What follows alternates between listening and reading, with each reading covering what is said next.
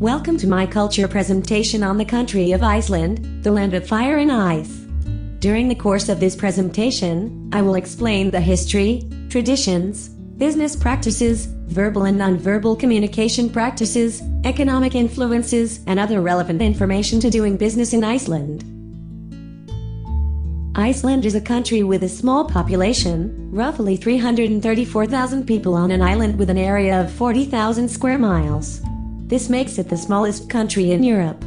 Iceland was settled by Vikings in the 800s, although Irish monks are believed to have been the first people who voyaged to the island. It has had diverse countries rule over it, with Norwegian and Danish kings from 1262 to 1918. The British invaded Iceland during World War II, the Allies fearing that the Nazis would occupy the Danish territory and use it as a strategic supply post. After World War II, the Republic of Iceland was established in 1944. An 18th century volcanic eruption nearly forced the abandonment of Iceland, spewing 30 billion tons of lava and hundreds of millions of tons of ash and sulfuric acid. More than half of the country's livestock died, with a resulting famine killing 9,000 people, a fifth of Iceland's population. In spite of being a rather casual society, Icelanders are proud of their traditions, particularly when it comes to food. Thorrablot is a Norse tradition celebrated throughout January and February, when families come together and eat traditionally prepared foods we might find disgusting in the US, including boiled sheep's head, pickled ram's testicles, and fermented shark.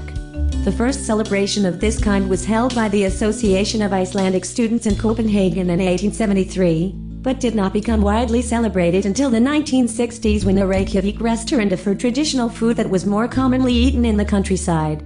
Food traditions continue throughout the year, with business in Iceland often being conducted over meals. The Icelandic Association for Search and Rescue, or ISAR, has garnered worldwide attention for their work of rescuing people in need due to the weather or terrain in extreme and often dangerous conditions.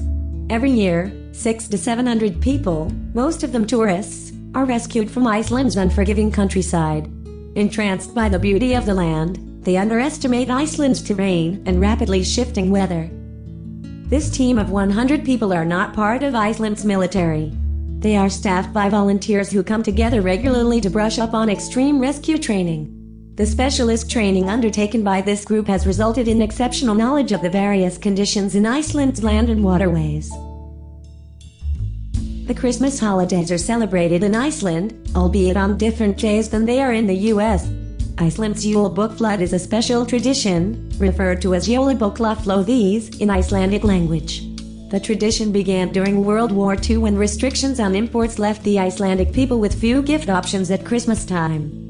These restrictions on imported paper were much more lenient, so books became the natural gift of choice, a tradition still around today. The culture of giving books as presents is very deeply rooted in how families perceive Christmas as a holiday. And Icelanders love their books, reading and writing them. Iceland publishes more books per capita than any other country in the world, with 5 titles published for every 1,000 Icelanders. In many ways, the Yule Bókflóð is the backbone of the publishing sector in Iceland.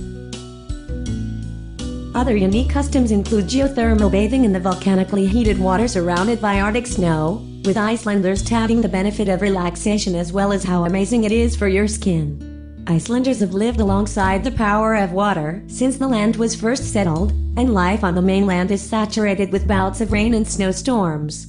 Naturally isolated and surrounded on all sides by the Atlantic waters, Iceland's geological history has been sculpted by the Mid-Atlantic Ridge. Water gods comprise Norse mythology, with early tales of water as a means of exploration and a harsh executioner. Iceland is renowned for its progressive business culture that fosters innovation and new opportunities. Iceland's sound infrastructure and well-trained workforce create a climate that promotes new business ventures. Icelanders are dedicated to the principles of transparency and honesty in their business dealings, ranked one of the top 10 least corrupt countries in the world. Corporate tax rates are 20%, with individual income taxes ranging from 36% to 46%. The Central Bank of Iceland is an independent institution with the primary objective of price stability. Low inflation has created a business climate favorable to new investment, limiting the need for the central bank to control this economic indicator with monetary policy.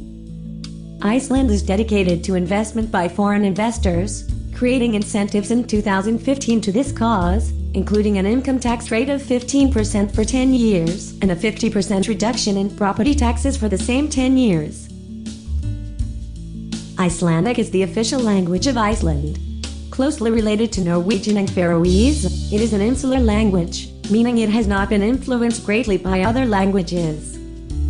The Icelandic language is considered one of the cornerstones of the Icelandic culture, in large part due to a strong literary heritage. However, it is relatively normal that in business settings that involve non-Icelanders, English is spoken. Therefore, it is not necessary to master Icelandic before doing business there.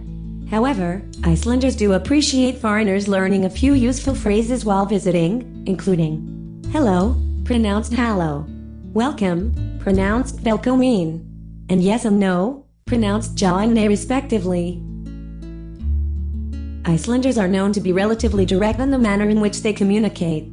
Outsiders wishing to do business in Iceland should consider this and not take offense to it. Additionally, punctuality, accountability and honesty are values held in esteem, along with valuing friendships. Sticking to business, as is often the norm in the US, will not suffice in Iceland. Icelanders weave their personal relationships with business, choosing social situations centered around food, parties and fun as an extension of their workday. Few hand expressions are used while communicating in Iceland, and body language has never been a part of Icelandic culture. This is why many tourists perceive Icelanders as harsh and unapproachable until they can engage in a lengthy conversation with them. Since Icelanders do not engage in much nonverbal communication, those doing business in Iceland need to understand that these native Norse may not perceive a message or a tone communicated without direct words, something that may be a roadblock for those of us accustomed to sending nonverbal cues in this manner. However, eye contact used along with a simple handshake is considered a polite greeting.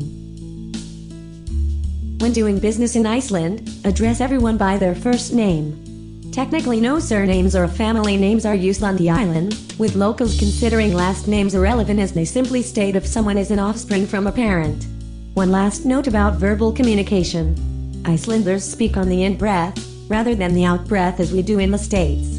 Foreigners will notice this, and may seem surprised as in the US it may be perceived as a gasp like one is offended. However, this is the norm in Iceland, and care should be taken to not outwardly be surprised by this speech difference. The Iceland economy is relatively small, but growth has been able to provide Icelanders with living standards that are among the highest in the world. Renewable resources such as fishing, hydroelectric and geothermal power are crucial sources of export income. Iceland has one of the highest consistent growth rates in the world with low inflation and unemployment. However, at the end of 2008, just as the financial meltdown in the US was gaining steam, Iceland made world headlines when their three largest private banks experienced major liquidity problems and were taken over by the government in the short span of a few days. This collapse spread an unprecedented economic and financial crisis. Although the country has been moving towards economic recovery with help from the IMF, tourism has grown nearly 240% since 2009, signaling a resilience in Iceland's economic sector. With GDP growth of 7.2%, GDP capita of $60,000, unemployment sitting at 3% and inflation at a low of 1.7%, Iceland's economy is ranked 26th best for doing business in the world. 45% of the economy is financial and other services, 23% is transport, communications and commerce, and another 24% is fishing, agriculture and electricity and water supply. Also high on the list of ease of doing business in Iceland is accessing electricity and registering property. The HBO series Game of Thrones is filmed in Iceland, as was the Justin Bieber music video. I'll show you. Despite Icelanders' obsession with modern technology, as many as 80% of them still believe in the existence of elves. Even today, roads are rerouted and building plans are redesigned to avoid disturbing rocks where elves are said to live. And exactly why is Iceland called the land of fire and ice? Because 11% of the country's surface is covered with glaciers and 30% with lava fields, create contrasting forces. I hope this brief presentation has introduced you to the history, traditions, language, business practices, economic influences and communication characteristics to the beautiful country of Iceland. With its hospitable and innovative attitude towards tourists and foreign business investors, Iceland has positioned itself as a small country with a big, welcoming environment.